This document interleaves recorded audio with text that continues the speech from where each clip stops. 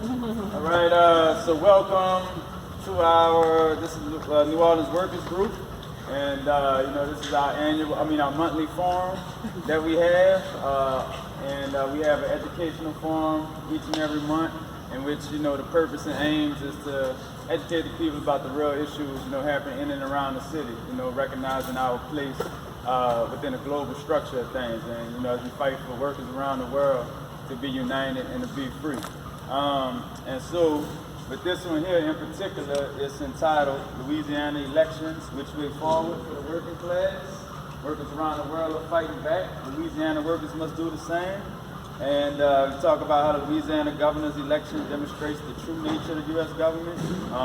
And just, as people voting and whatnot, they held their nose. And we knew that, it was just one of these things in which it got to get more progressive. It got to get more about the people and, less about, what somebody's not doing and how much they control. These elections are controlled by the billionaires, and we're on the opposite end of that. We're the working class, We're the people at the bottom of the barrel, and we got so much power, and it's on us to unite in this educational pieces, in part for us to be able to successfully do that. So, without holding y'all up too much, just again, if y'all rocking with us for the first time, we're the New Orleans Workers Group, and we are a revolutionary group here, founded for the purposes of fighting back against the capitalist system, fighting back against the imperialist system, the racist exploitation that happens in and around the city. Our thing is that just like a fist, individually we may not have all the strength, but like a strong, powerful fist together, we got all the power that we need. And so we are constantly trying to unite workers and put them on the same page so we can recognize the collective strength that we all have. And so tonight we're going to have Sister Antoinette, and we're going to have Comrade Meg, as well as Comrade Angela coming up, and going to be able to give us, that heat rock, that truth that we need. And so without further ado, I want y'all to come on up and give it up for my Sister Antoinette. She's doing that thing. She's the best hug in the world. She's the liberator of freedom for our peoples. So, y'all be sure to show us some love and, give us some feedback and some solidarity, man. Give it up one more time. Yeah. Good evening, everyone. So, before I really get into my talk, I want to acknowledge that the elections are over and John Bell Edwards was declared the winner. I can honestly say that I don't know one person who was totally ecstatic about his re-election. As a matter of fact, I found it very overwhelming, and just the people's reception of it underwhelming, right? Nobody was like, oh yeah, he's gonna, no, that was definitely not the case. So what I'm sure a lot of you heard was that it was a choice between the lesser of two evils. That sounds so familiar in regards to the past presidential election, Clinton versus Trump, which was imperialists versus white supremacists. And it's very familiar in the upcoming election when we think about white supremacists versus a parade of friendly capitalist imperialists. So when we think about the progressive movement nationally and on a state level, we have to examine what our options truly are. Can we elect our way to a better future? So this evening, I want to talk a bit about what our options were this past election, what resources the state of Louisiana has, and how those resources are being used, and what are the parallels between these capitalist parties. So let's get to know the candidates. Eddie Phony Risponi. I'm telling you, the best thing out of this whole gumbo pack election was Phony Risponi. Like, it hit me right there. It's good. It's good. Eddie Risponi is a millionaire whose only platform was he is a conservative outsider businessman who loves Donald Trump. Risponi took a full-page ad in the Times-Picayune to let every radical leftist who protested against ICE know that he will protect ICE, build the wall, and end illegal immigration. Not one campaign promise to help working class people, not one platform point that speaks to the needs of the people, be it affordable or accessible health care, funding schools adequately, creating jobs that fulfill the needs of our communities, or paying wages that actually move workers towards security. It was just hate-filled rhetoric and a very disturbing fascination with a racist sexual assaulter. That lack of a platform and reliance on not-so-naked white supremacist ideology was enough for him to get 734,128 votes. That's 48.7% of the overall vote, y'all. With the material issues facing the working class folks, particularly white working class people, John Bel Edwards did not campaign on the needs of working class folks either, nor did he challenge Rasconi's white supremacist motive. In fact, his track record shows that he has continuously compromised with white supremacy, giving us white supremacy light, a more palatable form of class divisive laws, and continued silence in the face of attacks on immigrants. John Bel Edwards, a self-proclaimed bipartisan who gets along with Trump so they can work together. Bel Edwards, during his governorship, campaigned the Blue Lives Matter bill at the height of the Black Lives Matter movement. That bill protects police under hate crime laws. The same Democrat who wholeheartedly supported and signed the most restrictive abortion access ban in the country, even denying an exception to victims of rape and incest. Edwards is quick to talk about how he expanded Medicare in Louisiana, but increased Medicaid expansion was a part of the Affordable Care Act. What would Louisiana be if Bel Edwards actually fought to lessen the infant mortality rate or the maternal death rate? What if Bel Edwards focused on using the tremendous wealth generated by Louisiana's labor and natural resources to have a tangible effect on the material conditions of the working class? Louisiana is a state that has an abundance of natural resources, be it extractive resources such as oil and gas, minerals such as salt, gypsum, sulfur, agricultural resources like sugarcane, livestock, fisheries, rice, lumber. We have processing resources, refineries, transportation facilities, pipelines, ports, shipyards. And last but definitely not least, we have human resources. Workers whose labor is the most necessary component to transforming these raw materials into consumer goods. So let's take a look at the dollars and cents. In 2018, Louisiana agriculture's industry produced $11.4 billion of raw goods, and that does not include the multiplying effect after our labor transforms raw goods into different commodities, like transforming lumber into plywood or paper. Production has a multiplying effect on that $11.4 billion base that has a global wealth generating effect. How about oil and gas? In 2018, Louisiana was #1 in the nation in crude oil production, #2 in crude oil refining, #4 in natural gas production, and #3 in the nation for chemical production.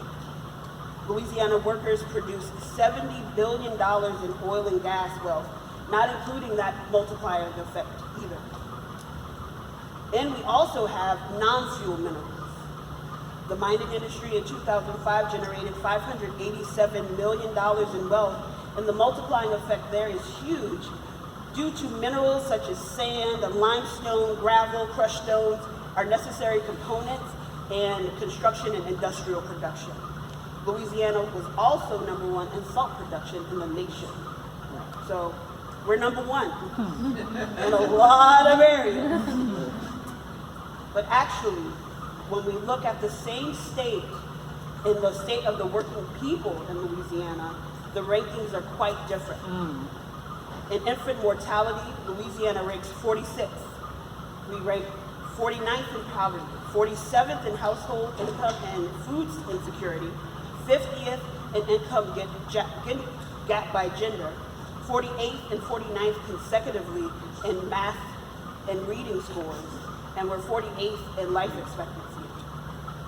In the U.S. News and World Report rankings of the best states to live in for 2018 and 2019, Louisiana ranked 50th. This report takes into consideration all of the listings above, as well as opportunity, state of the natural environment, infrastructure, equality, internet access, long-term and short-term financial stability for individuals, just to name a few. So instead of cheers, we're actually getting the Price is Right loser horn.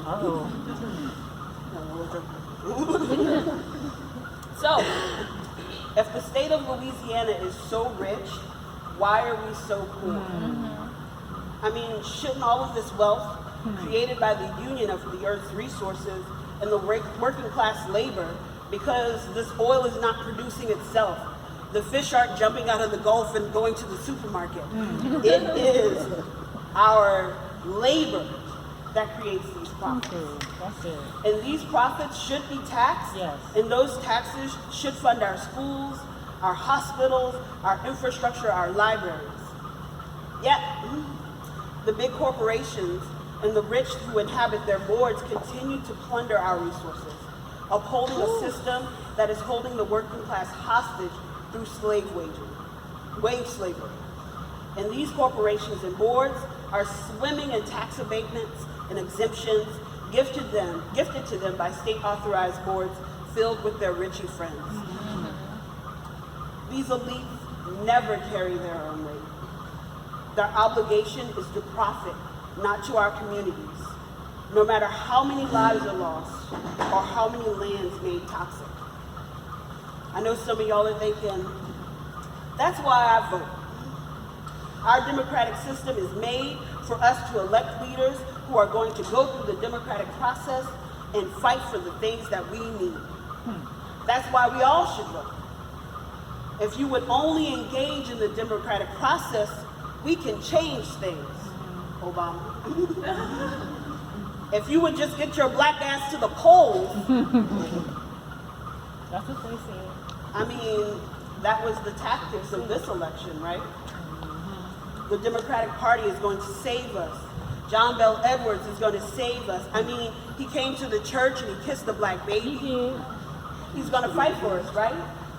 Because that's what Democrats do. Democrats are the only thing keeping the Klan away. All they require is our total blind allegiance. Don't ask them for anything. Don't demand that they actually do anything to change the material conditions for workers or change these rankings, 47th, 48th, 49th, 50th. Don't do that. Be grateful that we have a governor who isn't openly racist. Come on, this is the best that we can get. This is the lesser of two evils. We cannot be fooled by the title of Democrat in this past election. What was so democratic about it? If we actually look at the legislation put forth by Bel Edwards, we would see a not so subtle push to the right, as well as a lack of any sort of change to the material conditions of the workers statewide. Edwards actually and actively fought for the Blue Lives Matter bill in 2016 that qualifies police as a protected class under hate crime laws. This egregious law gives police this protected status despite a history of police shootings and police brutality against the citizens of Louisiana. Just that year alone, police across Louisiana murdered Alton Sterling in Baton Rouge, Corey DeGiovanni in Gretna, and Wilton Henry in Houma, just to name a few. Bel Edwards, who came from a long lineage of cops and police officers, doubled down on putting the focus on protecting cops rather than taking a hard look at the effects that excessive force by the police and the many instances in which police shoot unarmed members of our community. Especially when we look at the fact that fatal shootings of cops have been on a steady decline for decades in Louisiana and nationally. You are more likely to be killed or seriously injured being a farmer, a truck driver, a steel worker, a roofer, a fisher, a garbage collector, or a construction worker at the Hard Rock Hotel than you are being a cop. Yet there is no push from Bell Edwards about making these working class jobs safer in Louisiana. Not even a real push for these vital jobs to pay a living wage. Bell Edwards is not a fighter for a living wage here in Louisiana. Edwards can say that he's in support of an increase to the minimum wage until he's blue in the face, but it's only action that matters. Do y'all need this? Yeah? Okay. The constitutional amendment put forth by Senator Troy Carter, said to be a modest but meaningful increase to the minimum wage, would only raise the wage to $9 an hour. This is not even a living wage, and it will not benefit tipped workers, farm workers, or people who work in the home. But even that he would not fight for. But Bell Edwards has not fought to adopt a state minimum wage, leaving Louisiana as one of only 5 states in the country who did not adopt this most basic acknowledgement of worker needs. In 2018, a proposal to increase the minimum wage to $8.50 by 2020 was voted down in the Louisiana State Senate after business interest groups voiced displeasure. Capital is who these elected officials are working for, not the people. Working people need a wage increase with the rising cost of housing, transportation, and medical care. The working people of Louisiana don't need more lip service. We need results. These elected officials, and particularly the Democratic Party, will not fight for what we need.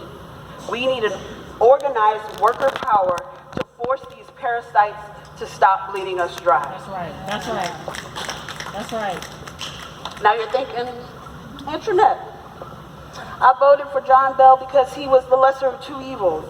I know his policies aren't great for me, my loved ones, my community, but he was the only choice I had. And to that, I say bullshit. When we look at the policies of both the Republican and Democratic Party, we can plainly see exactly who they are working for, the capitalist system. Both parties have consistently enacted laws that benefit corporations over communities, profits over people, capitalist economics over our environment. There is no lesser of 2 evils.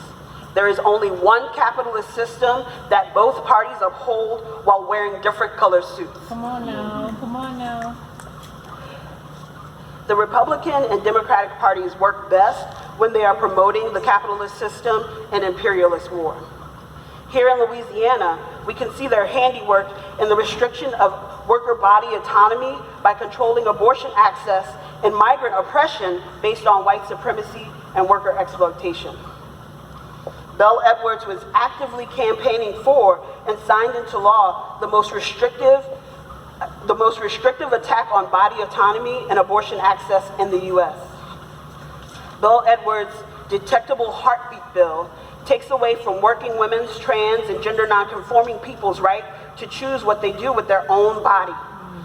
This is completely in alignment with Republican strategies. Yes, it is. Let me be clear. In no way, shape, or form can there be true democracy and freedom in a place where workers cannot control our bodies through reproductive and non-reproductive care. Okay. I say, we the workers, because the abortion ban only is going to affect the working class. The elite always has access to abortion. Always. Under capitalism, the rich ruling class electoral system only dictates the way we, the workers, move. These laws are not in place to provide a system of equity and equality among all people, but works as a system of oppression and repression of the working class. Only through struggle has there ever been justice for the people. Only through struggle has the humanity of oppressed peoples have been prioritized. Now, let's take a look at the Democratic and Republican stance on migrant workers. Louisiana leads the country in the number of detention centers opened in the last 12 months. That brings the total number of ICE facilities, and that includes 8 major detention centers in Louisiana, to 41. That's 5th in the country. Many of these facilities are former jails being run by for-profit corporations. This chaining of rural Louisiana towns' economies to prisons and detention center eases the transition from the incarceration of majority black bodies to the incarceration of migrants. There we go. Bell Edwards has been completely silent around this increase in detention centers.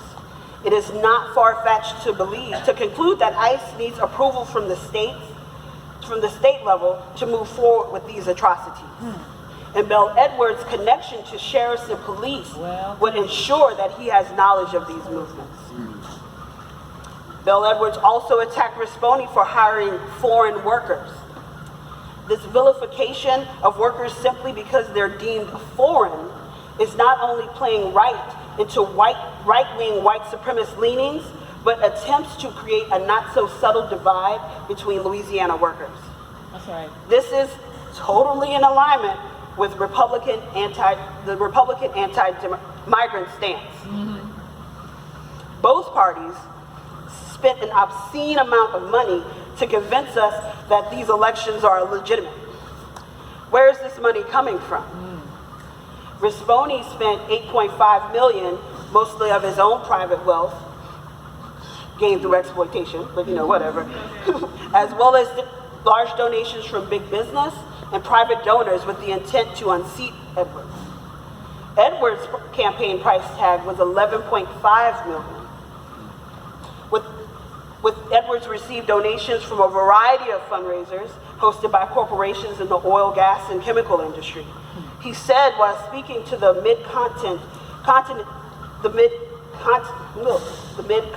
Oil and Gas Association's annual gathering, "I will be a reliable partner and our fortunes are tied together." When the head of the Oil and Gas Association was asked why did they hold the fundraiser, he said, "The governor is important to my organization. I like John Bell. He has always been someone who worked with us."